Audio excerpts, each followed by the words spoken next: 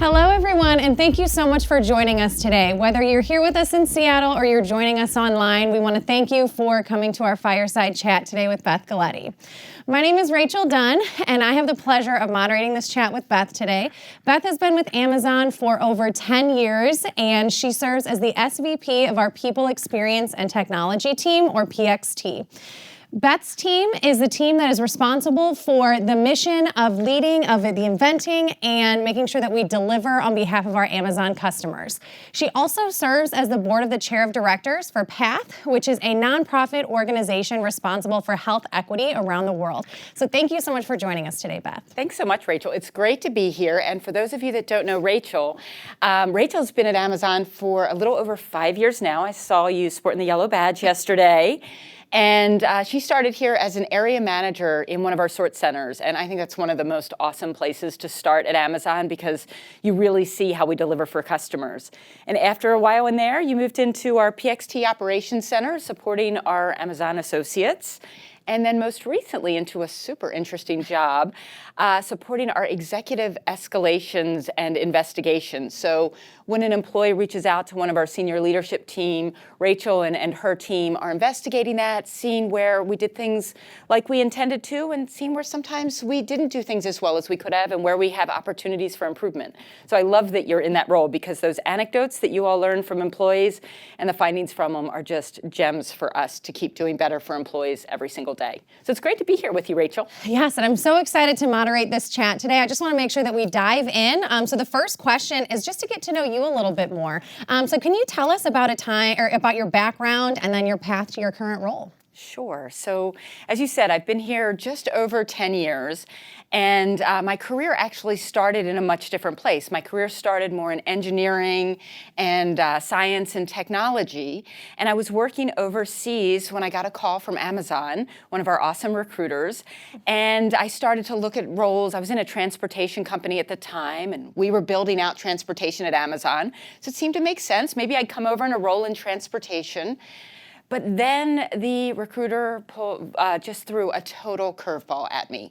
After I went through a full interview loop, which I know all of you have been through, the recruiter called me up and said, "Hey, I've got kind of a crazy idea. What would you think about doing a job in HR?" And I went, "Oh my gosh, I don't even know that I can spell HR. I don't know that I've got this background." And what the recruiter shared with me was that during my interview loop, they saw that when I really lit up and got excited was when I was talking about developing people. And when you've been in large leadership positions, especially in some other companies where they might not have as strong of an HR organization, you end up stepping in and doing a lot of HR-related work. So I got the opportunity to come over here and move into an HR role and start to build also the technology for all of our employees as well. So I got to kind of bring together the things that were my favorite parts in my career, some of the experience I had, and then be able to spend my time doing the things that I really enjoy the most. I've got to say, over the past 10 years, it is by far the hardest job I've ever had, the most exciting, but also the one that has the most opportunity for impact. So it's my favorite job of my career. And I love that you say that too, because it is really neat how Amazon really lets you embrace your career, embrace new challenges, and really, go in a way that's going to help you develop as a person.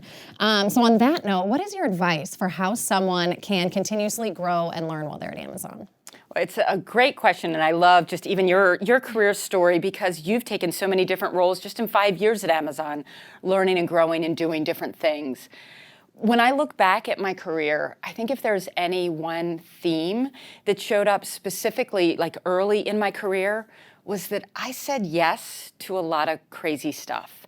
Like when somebody was saying, "Hey, we need someone to figure out this really hard problem or to travel to this location or to work on this thing that really isn't anybody's job," I was like, "Sure, I'll do that. Sure, I'll try that." Because I always knew that wherever I was put in to do something, it was a learning opportunity. And the chance to learn and just experience new things it turned out, were the building blocks that gave me a really strong foundation to then go into different careers, different jobs. So I said yes to a lot. And then I also made a lot of moves that were not a straight career path. I didn't get, in this job, work a few years, get promoted, then go to the next level. I did a lot of lateral moves. So I started out as a software developer. Then I moved into project management. Then I had stints where I was doing things like real estate or sustainability or different things that in many cases the move was lateral versus a promotion. Over time, as I gained new skills, the promotions came and I was able to continue to grow in my career. But when I look back, I think the saying yes to sometimes some things that I go, wow, what was I thinking? They were the game changers that helped me really grow the fastest. And that's awesome. When you bring up some really great points about just Amazon's unique culture and how you really can grow and develop on your own, create your own path, and how everything really is guided by the leadership principles. So kind of shifting into leadership principles and where Amazon, we really are Earth's most centric employer. How do you approach the leadership principles and how do they play a part in your decision making? So anybody that knows me knows that I don't go anywhere without my leadership principles with me. I laminate them, I carry them everywhere I go. And 10 years at Amazon, I'm still a student of these. I absolutely love our leadership principles because as simple as they sound with titles like, customer obsession, sounds so obvious, bias for action, deliver results. When you actually look at them, when you look at the definitions that are in our leadership principles, every word was carefully crafted. Every word was really thought about. And I find that I'm going back to them and I'm using them, I'm quoting them. And probably the thing that I use the most about them is really spending time thinking about the tension between leadership principles. At Amazon, I think we're pretty unique that we have such a high bar that we don't allow ourselves to get stuck in like an either or. Like either you should go really fast and have a bias for action, or you should insist on high standards. Like that's not how we work. We expect to do both. And that's super challenging to get the balance just right. And so I'm constantly going back and thinking, okay, is this a moment where I should be leaning a little bit more into bias for action, or is this a really big think big moment? Or, how high are our standards and are they relentlessly high? How do I really feel about how we're doing with these things? And I'm amazed. They show up in everything that we do here. My family would tell you that they show up at home sometimes as well, much to their dismay. Our standards high enough on, I don't know, how we did the dishes or how that lawn is looking. But they're just great guiding principles, and we do really hard stuff here. So you need some help to figure out when there's so much ambiguity, when maybe you're really struggling with what to do for a customer. In my case, those customers are employees. I want to get it right, and I want to do as well as I can. So my cheat sheet here, it goes everywhere I go. I love what you said there about doing right for the customers. I know we had a little bit of time to talk about that yesterday, and that's kind of what leads us to pull and how we make those decisions. So that's really awesome. Do you think there's any leadership principles that are often misunderstood? It's an important question, and it's funny. We study this also about how employees are experiencing leadership principles, so very curious how all of you experience them. If there's one that pops most frequently as being misunderstood, it's ownership. And what I see is Amazonians come here and you hear the word ownership and you're like, oh, that means I own it. I'm responsible. The buck stops with me. But when you go to the cheat sheet and you take a look at what ownership actually is talking about, it says leaders are owners. They think long-term and don't sacrifice long-term value for short-term results. They act on behalf of the entire company beyond just their own team, and they never say, that's not my job. And I love looking into that because there's so much going on there. It's about thinking long-term, not just fixing the problem that's right in front of you. It's how do you fix it so that it sustains, so that it really makes a difference. And the part about never saying that's not my job, I think that's such an important piece, because when you're working backwards from a customer and you're trying to solve a customer's problem, sometimes it doesn't fit into the neat box of what your job assignments are. And so you step back and you go, well, what does the customer need? What's the right thing to do? And most of the time, if you go do that, it works out well for the customer and works out well for you and your team as well. So that's one of my favorite ones, but it is one I find myself rereading that definition over and over again. That is so true. I love that. And another leadership principle with thinking big, I know that's really big into experimentation and often sometimes does lead to failures as you're experimenting for new things for customers.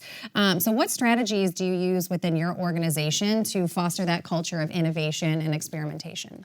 Yeah, we talk about thinking big so much here, and I think in many cases it's one of our favorite parts of our jobs because it's like, oh, I really want to think big. I want to do something that no one's ever done before. And we get the chance to do that a lot around here, from small things to big things, solving problems that no one's faced, but they're hard. And when I start with something that I think is going to be a place where we really need to think big, and I'm working with a team on that, the first thing I want to be able to do is kind of wander. It's resist that temptation to be like, okay, we've got this problem, what's the solution? Who knows the idea, what are we gonna go do? And we're all so tempted because I think most of us are very driven, very biased, high bias for action. We just wanna solve the problem. But when we step back and give ourselves a moment to wander in the data, really explore the data, look at the anecdotes. Andy Jassy said it in one of the recent shareholder letters that invention is messy. And it's so important to meander a bit. And sometimes I will start a project and I'll say, you know what? For the first 2 weeks, let's just not solution and let's just go wander. In 2 weeks, let's bring back all the data that we found, all the anecdotes that we found, and then start looking for some patterns, looking for the things that look like they're gonna really make the difference for a customer. And then my favorite tool to use is our PRFAQ. If you're not familiar with those press releases and the FAQs that go with them, it's a really fun way to work on a problem because you get to vision the solution and to vision how good it would be for the customer. You write that press release as though you were already done. You've already finished all the hard work and this is what the customer is going to experience. And then you answer all of those FAQs about, what are they going to love? What are they not going to love? What's going to be super hard? What am I not sure is even going to work? Where's my biggest risk of failure? And when you put all that together, if you can trust that process and go through the thinking, the meandering, the wandering, and then the visioning and asking the really hard questions, it's how our biggest ideas here have happened for employees and for customers. And it's how a lot of our small ideas have happened too, and a few of our failures. That's amazing. You can even feel some of the tension you were talking about leadership principles as you talk about stepping away and taking time and maybe bias for action, how those kind of pull and tug with each other. So thank you for covering that. That's great. But diving into some practical tips today that could help someone, and I know this one rings really true to me and things that can help me in my role. What are your tips for preparing for doc review meetings? Doc review meetings are, so much of what we do. It's certainly where I spend a lot of my time. Hopefully many of you have had an opportunity to write docs, contribute to docs, and present docs. It is where our decisions get made in most places in the company. It's how we make our hiring decisions. It's how we make our decisions about whether to fund a product. It's how we review OP1s, our WBRs, our MBRs. All of those tend to be docs.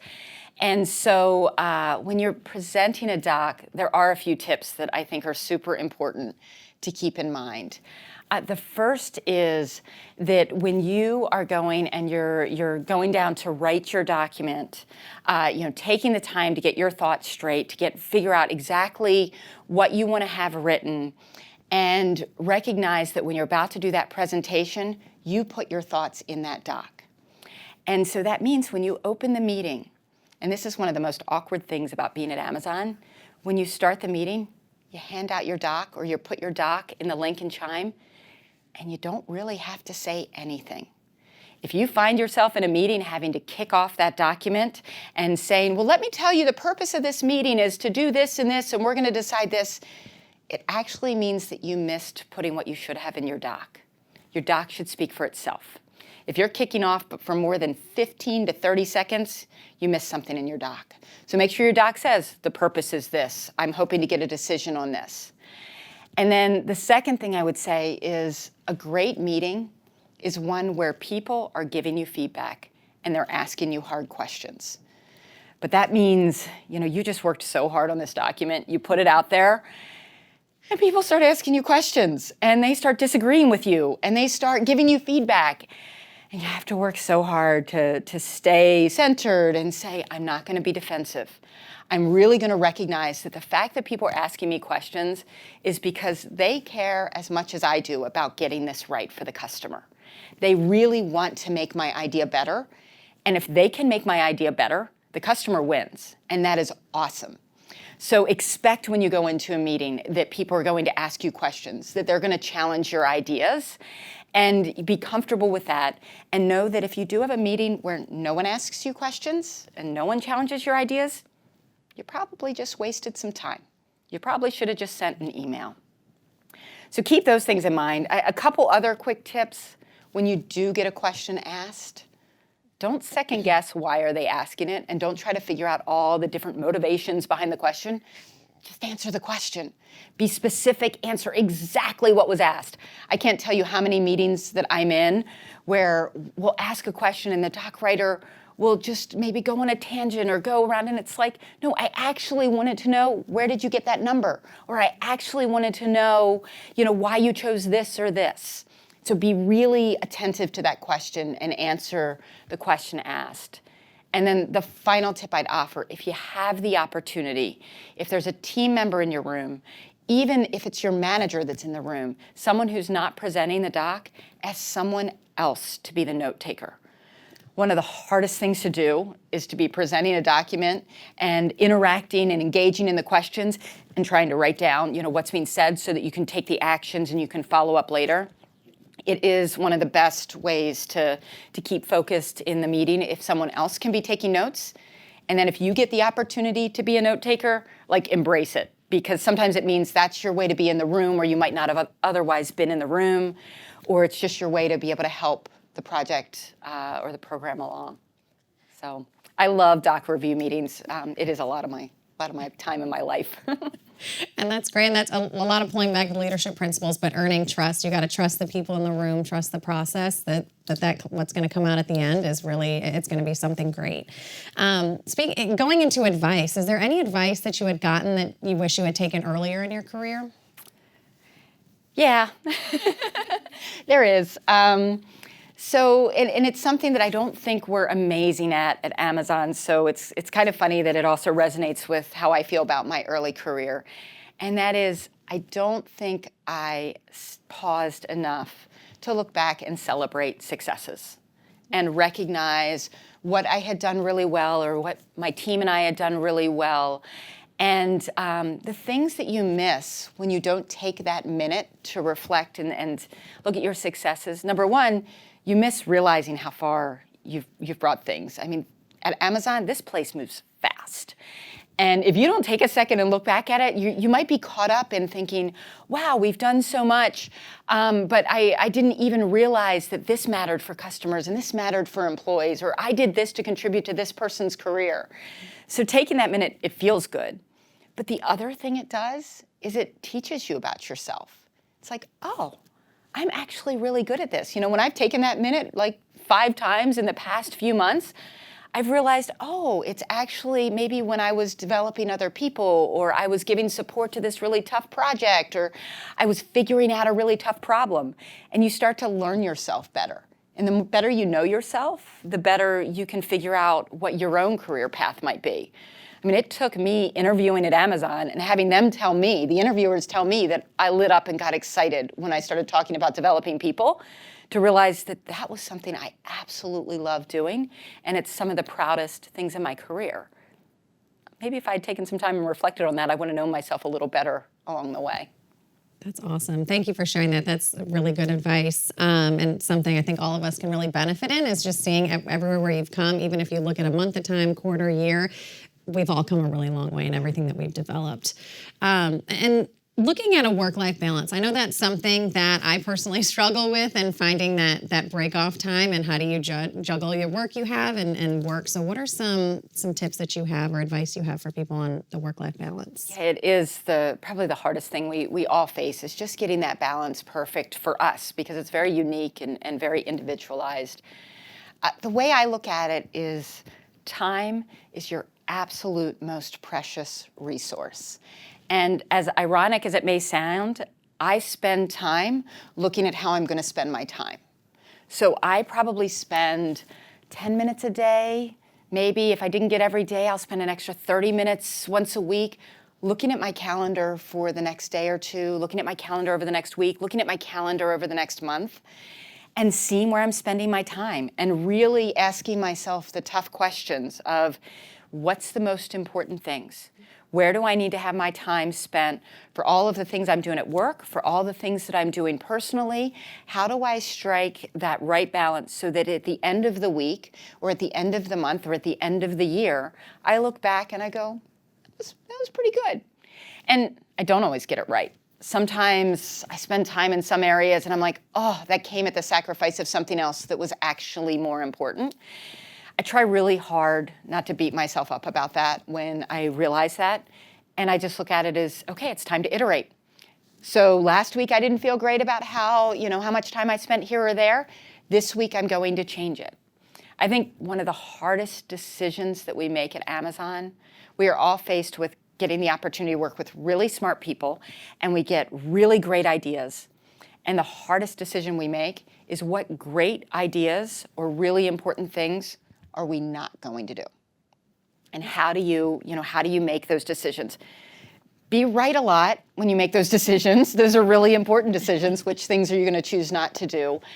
But spending that time looking at how you spend your time, it's invaluable. And I think it's the thing that then you can be at peace with yourself, that I've either made the right decisions, or if I didn't, I'm going to change it. And I'm going to do it a little different next time. That's great. And looking at everybody in this room and those watching online, we're all in different stages of our Amazon career, how long we've been here. But looking at those that are maybe new to Amazon watching, or this is their first fireside chat, what advice would you give to someone who's a recent or new joiner to Amazon? Yeah, this is a really, as we say, peculiar place to join, right? This is a place that I believe our culture is very different than any other company. And I would say that any other company would probably say their culture is unique as well. And I found a few things when I joined. I don't know if they resonate with many people here, but I found it was really important for me when I joined to assume positive intent. It was advice I got in some ops training because I joined in the ops organization. And they talked about that you should always be assuming positive intent of others that you're working with. And where I found that showed up to me was, we're all really busy. And I would say sometimes we don't all have the best of manners. Like you'll walk into a meeting and maybe you'll be the new person in the room and there's 10 other people in the meeting. Nobody introduces themselves. Anybody had that happen to you? Or, nobody welcomes you to it. Or, my gosh, they walked in and they just handed me a doc and they told me to start reading. How weird is that? So when you can step in and you go, okay, I'm going to assume positive intent. I'm going to assume this is not personal. It's not that they don't want me in the meeting. It's not that they don't want to know my name. What I realized when I joined, so many people were joining at the same time I was, as was probably the case with many of you. They didn't know everybody's name either.